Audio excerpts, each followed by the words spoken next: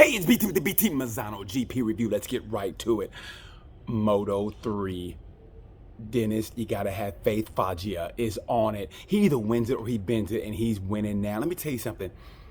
You know, the little controversy with his dad not being in the paddock, they kicked him out, and he said, well, I don't want to sign with you guys, but now he signed with them again. But you know what? Since his dad has been out of the paddock, he's been on this run. So basically, what it says basically is, don't work with family. Family's bad. Because he is on a run right now. I mean, 6 wins on the trot. I know this looks weird, but just go with me. 6 wins on the trot. He's got Pedro on the ropes a little bit, but hey, let me tell you something. Pedro is still doing what it has to do. He doesn't hemorrhage that much. You know, where it's a knife wound, but it's just like a slash, and he puts a Band-Aid on it, right? It's not a full, like, Jason Friday 13th, like, puts a little Band-Aid on it, and it's like, oh, a little drop of blood. You know what, though? Still got a podium, didn't lose that many points, and that's what he's doing.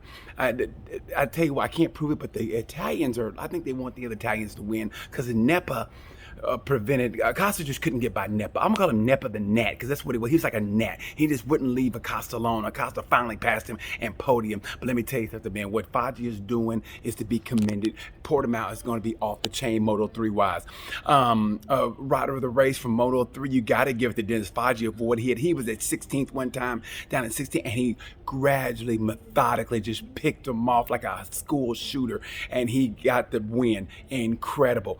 Heartbreak goes to Ivan Guevara, and you know he pitched a fit, because you know we saw what he did in Austin when he thought he lost, but now he, you know, and then he won, so you know what he did. Anyway, let's go to Moto 2. Moto 2, it's getting good also. I feel so bad for Raul Fernandez. Hey, but it happens. The look on his face, the last time he had that look on his face after he made a mistake, he came back and he won.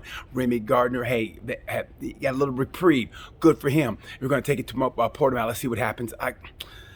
I love Raul, but I kind of think Remy's going to get it. But hey, you never know. Like Nikki Hayden said, that's what happens in a race, man. That's why they race him on Sunday. Anyway, let's go to Motogp. I'm going to call this the ADHD GP. It's like, okay, you got Marquez, and you got Rossi, and you got Fabio, and, you know, you got all these stories playing out. And let me tell you something. I'm going to call this the Marquez factor. Say what you will about Marquez, but that's what he does. First of all, when I found out Ducati was going on a hard front, I was like, no, what are you doing? Turn 15 is taking out more good men than Madonna and Angelina Jolie combined. But let me tell you something. The weather also made a factor in it. It got colder, and then the hard wasn't, you know, cooperating with the asphalt, whatever. You saw what happened. And here's what I think happened, man. It's with Miller was the first, but with Pecco, Marquez was on him, okay? And then what's amazing is Marquez said he gave up. Because Marquez says, we're doing 32 twos. I only did 33 threes during like qualifying. And he goes, we're going 32 twos. And then Pecco picked up the pace, and Marquez gave the white flag. He said, okay, I'm just going to get this second place. And what happened to Pecco?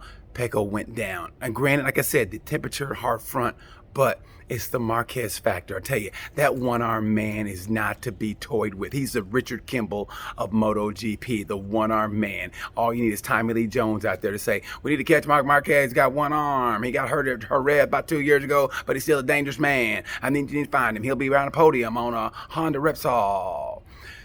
Great job by Marquez. He did what he had to do. And like Steve Day said, I thought it was, think about it, Marquez won in Misano on a track he wasn't supposed to win, on Rossi's last race in Misano. That is so Marquez, and it really was. The dude is still the man to beat. He really is, man. And he's got that little cocky walk to him now. He got the little swag, to him. Anyway, let's go to MotoGP. Let's go to Fabio. Let me tell you something. Fabio raced his ass off, and thank God it was sunny, because if it wasn't sunny, we'd be going to Portimao. I think when he woke up, he was like, oh, thank you. The race god smiled on him. Fabio, well-deserved. Fabio, well-deserved. He deserved that championship. Everything about it, he deserved it. He was more consistent throughout the whole year. And Fabio said something else we saw in the post-race presser. The greatest thing about it, Fabio was drinking his champagne, a big-ass bottle of champagne. Something happened to his mic while they were fixing it. He drank the champagne at the very end. He had a big, long swig of the champagne, and it's well-deserved.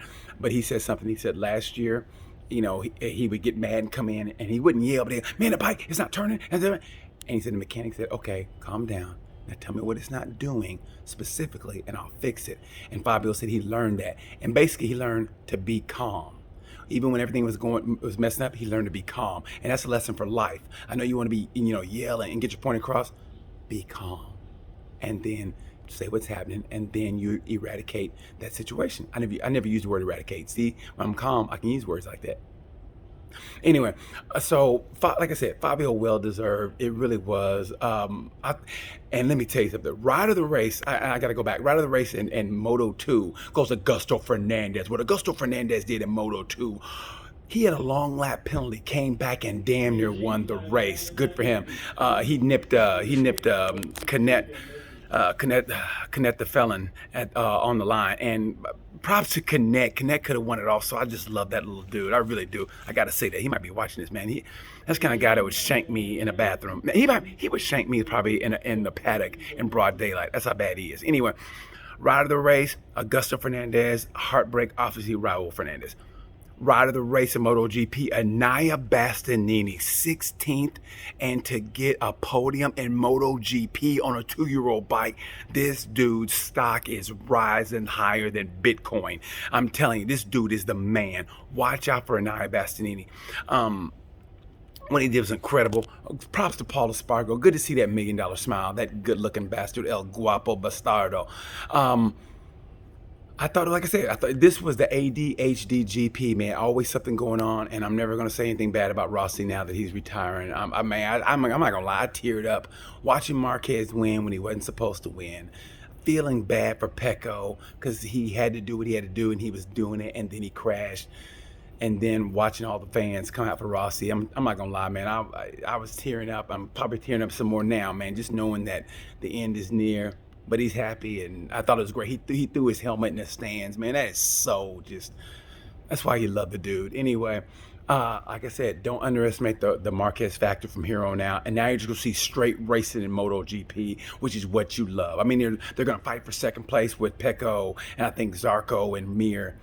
But it's just going to be straight racing in MotoGP, which is going to be great on the lower classes. Fangio and Pedro Acosta. If I was Pedro Acosta, if I was KTM, I'd get all the riders together. Sasaki, Acosta, Dennis Onchu, and Jamie Massey.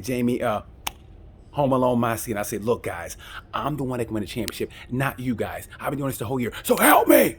And I think they should protect him. And I think he'll win the championship in Portimao, but don't count out. You gotta have faith, and you gotta have faith, baby. I can start it anywhere on the grid, and I know I win the race because I'm Dennis Foggia. Watch Dennis Foggia, man. I tell you, the guy is hotter than pastrami right now.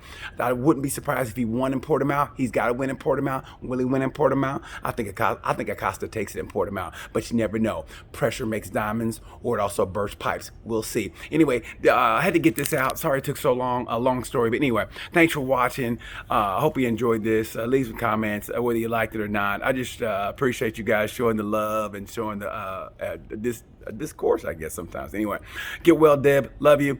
Until then, bye.